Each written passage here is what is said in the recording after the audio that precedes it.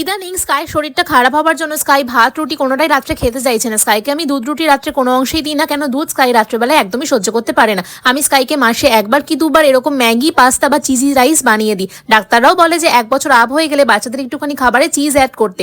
মনে রাখবে ফ্যাটও কিন্তু বাচ্চার শরীর গঠনের জন্য বিশেষভাবে আবশ্যক। বিশ্বাস করো, মাসে একবার কি দুবার এরকম পাস্তা বা ম্যাগি আটা নুডলস বা চিজি রাইস বানিয়ে দিলে কিন্তু বাচ্চার স্টমাকে কোনো রকম এফেক্ট পড়ে না। আমি এখানে গাজর, মটরশুঁটি আর বিনস নিয়ে ভালো করে বয়েল করে নিয়েছিলাম। তারপর তেলের মধ্যে জাস্ট হালকা করে সটে করে এর মধ্যে লবণ আমি অ্যাড করেছি। তোমরা চাইলে পেঁয়াজ আর রসুন অ্যাড করতে পারো। আমার মঙ্গলবার নিরামিষের জন্য আমি পুরোটা স্কিপ করেছি।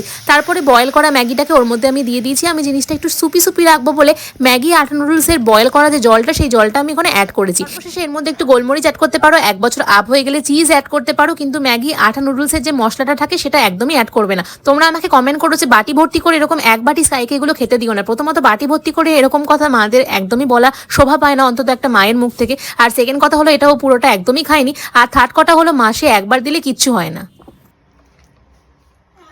এই রে ম্যাগি খেয়ে দেখো, খেয়ে দেখো। জল কই? দাঁড়াও না, হ্যাঁ রাখো। হ্যাঁ দিদিন দিদিন দিদিন দিদিন খাবে আরো।